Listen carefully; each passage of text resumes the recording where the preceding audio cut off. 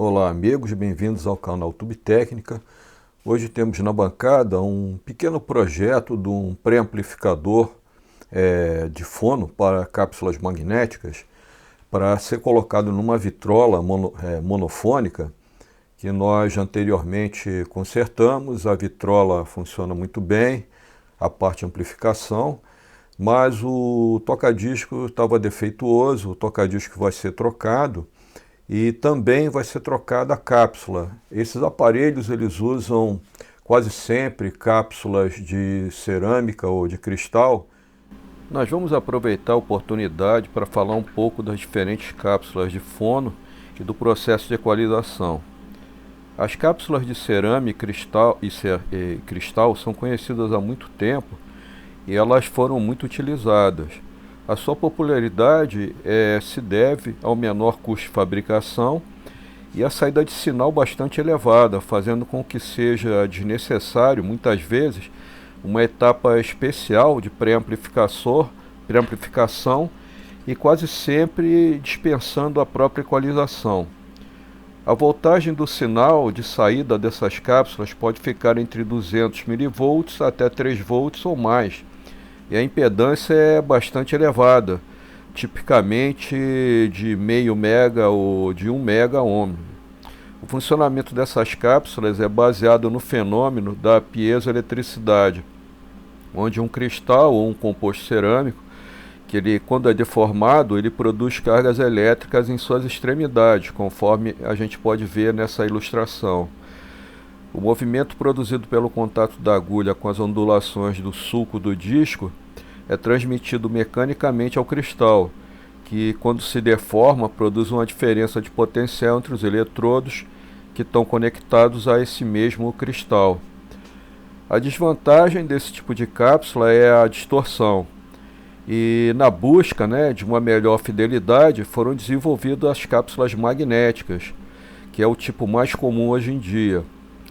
Tendo evoluído bastante, desde os anos 40, existem vários modelos de cápsula de muitos fabricantes diferentes, e com preços desde uma faixa bem modesta até podendo custar milhares de dólares. Há 3 tipos diferentes de cápsulas magnéticas: a de relutância variável, bobina móvel e magneto móvel. O princípio de funcionamento é o mesmo. O movimento mecânico da agulha é transmitido a um elemento de um circuito magnético, e esse movimento, ao causar uma variação do campo magnético, induz uma voltagem análoga ao movimento da agulha, que é uma tradução do som gravado. A gravação em disco ela teve desde o começo várias limitações. À medida que a frequência gravada diminui, é necessário um movimento cada vez maior da cabeça de gravação, o que pode fazer com que o sulco gravado ele se superponha ao sulco do lado, e isso acaba inutilizando a gravação. Para evitar esse problema, foi introduzida uma equalização nos sons graves, diminuindo a sua intensidade progressivamente a partir de uma certa frequência de transição. Nos agudos, o problema era o ruído que era causado pelo próprio material do disco, principalmente nos discos de 78, antes do vinil, e dos discos de microsulco. A solução encontrada foi fazer um reforço dos agudos na gravação a partir dessa frequência de transição. Aí na reprodução é aplicada uma atenuação correspondente, e ao você aplicar até essa atenuação, você reduz o ruído também. A questão e o problema foi que não houve um consenso imediato, e praticamente cada fabricante tinha a sua curva de equalização. E a confusão aumentou ainda mais pela convivência de 2 formatos bastante diferentes, o disco de 78 e os LPs e os discos de 45. Podemos ver nesse gráfico, que é por volta de 1950, as diferentes curvas de equalização de gravação.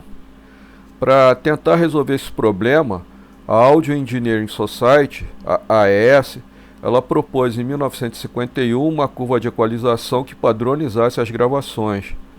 A partir desse ponto, a indústria fonográfica caminhou nesse sentido, até em 1955 adotar uma nova curva, baseada nessa curva da AES, com algumas pequenas modificações.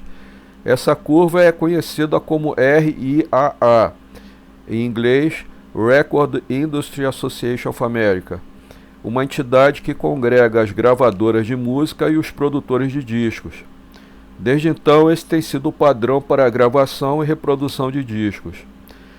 Essa era de transição deixou como testemunho diversos equipamentos que tiveram que lidar com essa guerra de equalização.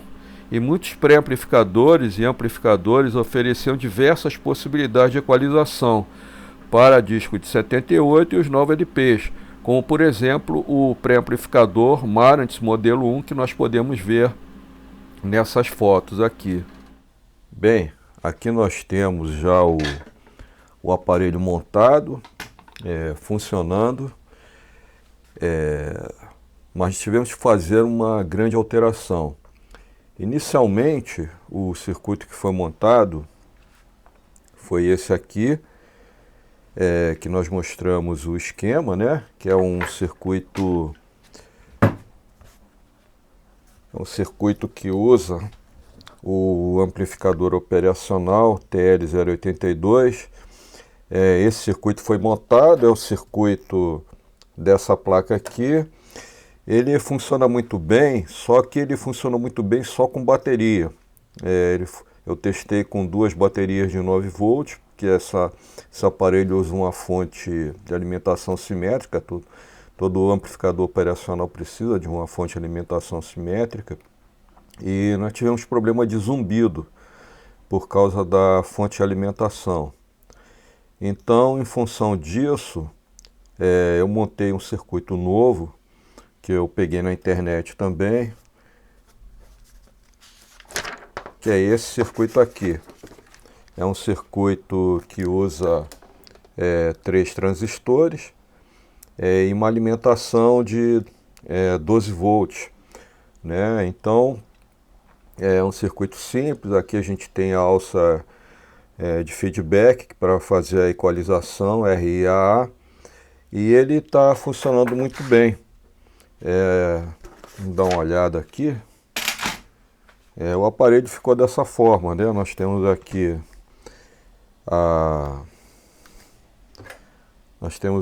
a alimentação. O valor desses capacitores de filtragem eu aumentei bastante, né? Originalmente no esquema eles pediam 2 capacitores de 330 microfarads, esses aqui são de 2.200. E esses são os transistores, 2 SC1815. Essa parte aqui é a alça de realimentação, né? Em alguns pontos você tem que usar resistor de 1%, que eles pedem valores bem específicos, para você obter a curva de equalização mais próximo possível do que é pedido, né? Então esse aparelho ficou bem compacto. Aqui nós temos o transformador de força, um pequeno transformador de 100 mA, 12 mais 12, 100 mA, 2 diodos. E foi incluído também um fusível, né? Um fusível de 250 mA. E o aparelho funciona muito bem. Aqui nós temos a entrada e aqui a saída. E também foi colocado um borne aqui para conexão com o chassi do toca-disco, né, para a questão de zumbido.